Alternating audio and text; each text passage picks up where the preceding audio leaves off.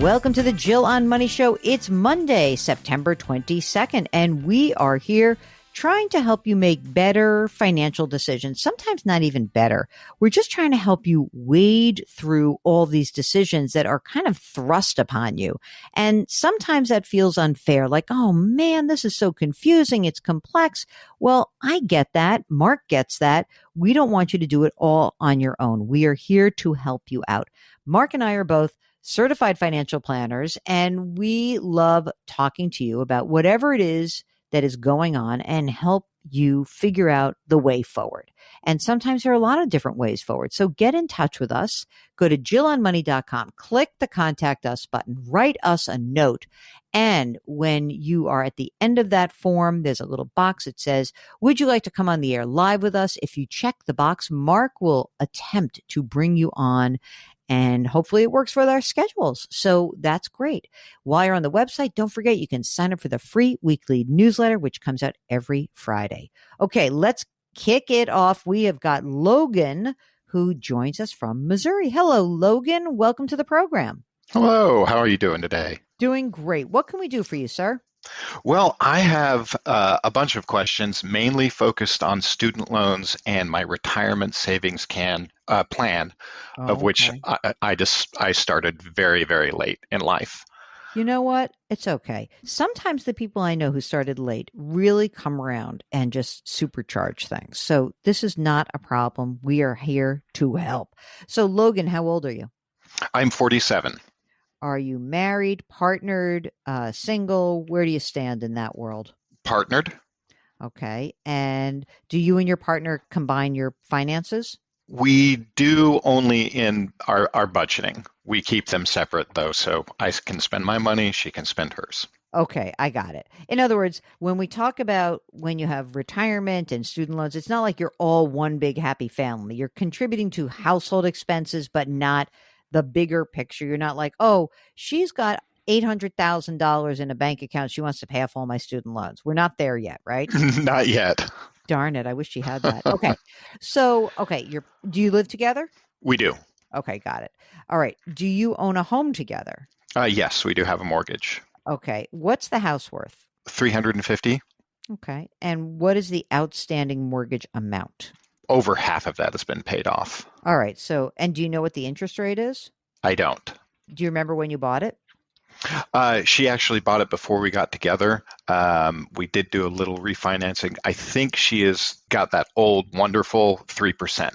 All right. I'll take it. Interest rate. Yeah. I love that. Perfect. Okay. Now let's get to you. So Logan, are you working full time? I am. How much do you earn? $104K a year. Okay. And do you make retirement contributions on that $104,000? Yes, I am contributing at 15%. Ooh, that's a lot. Good for you. Yeah, I'm trying to catch up, and I have converted my 401k over into a Roth plan. Ooh, great. How much is in that Roth 401k? $60,000.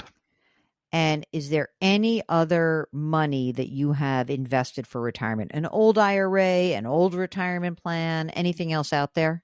No. Okay. No, don't worry. I hear your voice going down. I get it. It's all right. Now, the student loan situation. I bet there's a story here. So why don't you give me a little bit about where you stand in the student loans? Okay. So I have $98,000 in graduate school debt. I do have 15 years of on-time payments, but the student loan repayment plan that I was on from the Biden administration has essentially disappeared. Right. And there are a lot of changes that are going on with the new administration that I think are going to reduce the student repayment options down to just 2 or 3 very, very basic plans. Right. Right. That's what I understand as well. One is just going to be a plain old, like, here's what you owe and, here's your monthly payment. And the other is some sort of amount that would be based on your income. What's the payment that you have right now for the student loans? Well, right now, because of some of the COVID era plans under the Biden administration, my student loan payment is set to 0 until August of next year. Okay. I've called in and talked to the administration, the student loan administrators, and they can't tell me what my eventual repayment is going to be yet. Mm-hmm. So there's not really a way to budget for it. Mm-hmm. Okay. However, I also get an additional 24,000 a year from a VA disability.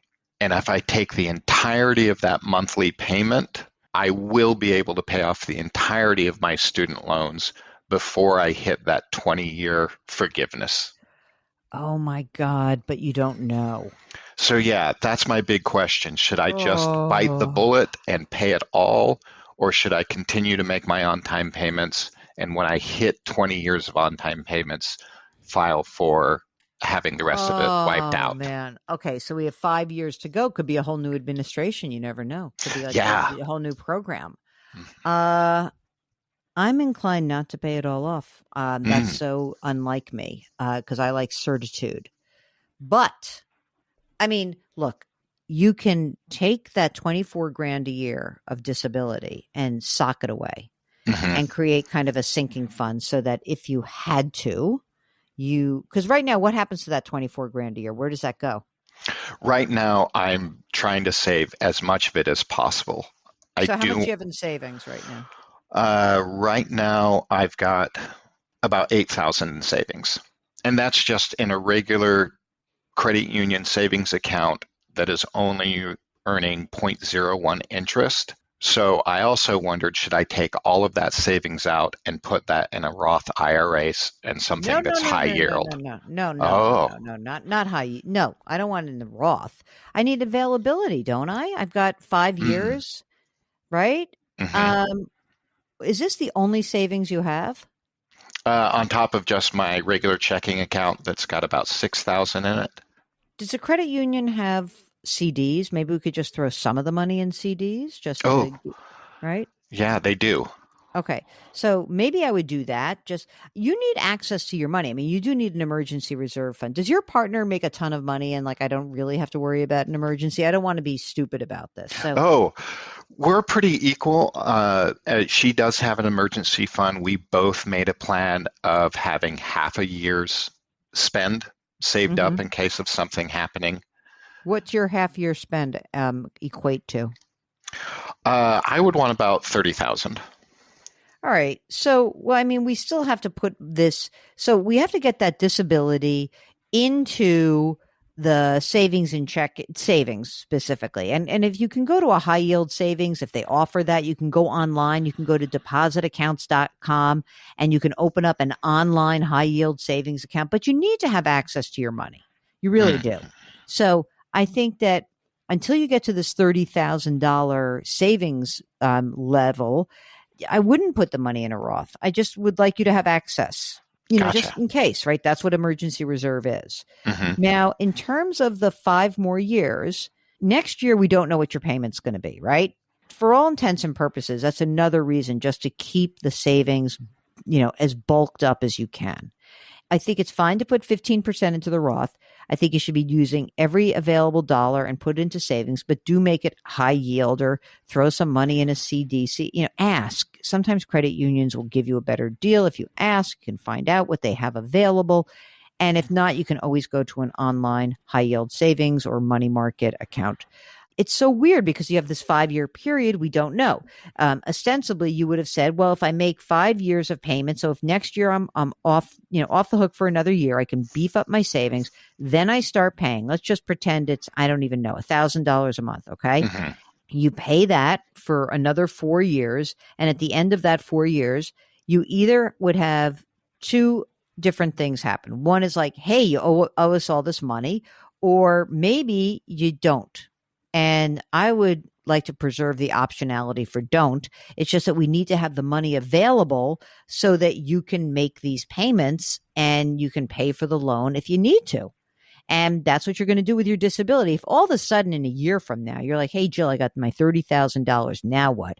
Then you can open up a brokerage account and just Mm. start to put some money in there. But I think the most important thing today is to beef up that savings till it's 30 grand. Um, I don't know, Mark, do you feel different? I know you probably would feel like much more comfortable if he just paid this off. But No way. we're close though, right? We're No. close to the possible time here. He's done 75% of the work. There's no way I'm paying it off right now. I'm going to wait another 5 years. Yeah, there's no reason not to. And if you have the wherewithal to just be able to carry this emotionally, I think you're going to be fine. And even if not, we will be able to figure out like a plan before then. So here's what I want you to do, Logan from Missouri. I want you to be very focused on building up your savings while you're contributing to your Roth 401k. But in a year from now, when the clock starts ticking again, I want you to get back in touch with us. I want to know what that payment looks like in a year. Okay. That's going to be your next decision point. Okay. And we'll go. And like, if it's $2,000 a month, because all of a sudden they're like, well, we got to figure out how this dude's going to pay us back in the next 4 years, then you will use your disability payment to just make those payments. But let's see what it comes back with. We don't know. It's so crazy. This is insane to switch policies like this midstream on people. It really is. So I'm sorry you have to go through that. Can I ask you a nosy extra question? Absolutely. You're partnered. Do we have some estate documents? Are you at that point? Like, what happens if your partner who owned the home, if she were to pass away, would you be the inheritor of that house? Yes, she has set that up in her will that I would be. Okay. And do you have a will that sets her up as, well, you need a will, but you don't, your largest asset is the $60,000 Roth 401k. So she's the beneficiary of that? Yes, she is. All right. Do you have your documents otherwise? Like, who gets to pull the plug? Oh, no. And I haven't set up a will. It's So you should definitely do something that. I should do. You should do that. Then you know what? You're a grown up now. Now you have to Yeah. do it. I'm sorry to say. Logan, go get yourself. If you have that as a corporate benefit, that's a nice thing to use, estate planning. So get that done. A will, a power of attorney, and a healthcare proxy. That's it. That's all you need. And Awesome. I encourage you to do that. Also, it's very strange. I don't know what the law is in Missouri, but when you're not married, the funny thing is that the law is kind of thorny with estate issues. So it is better to get something down on paper. Okay. Okay. All right. I'm just going to go Zen with you, man. 5 more years. I know. It's so close. It's so close. And so much can change, as we've just seen over the past 5 years when it comes to student loans. So stay in touch, keep us posted, and let us know if there's any further information we can help you with. All right. Oh, I will happily do so. Thank you. All right. Thanks for getting in touch with us, Logan. Hey, are you in this purgatory of student loan madness? Get in touch with us. Let's get a game plan together for you. Just go to JillOnMoney.com, click the Contact Us button, write us a note. And if you'd like to join us live, check the box. Mark does everything else.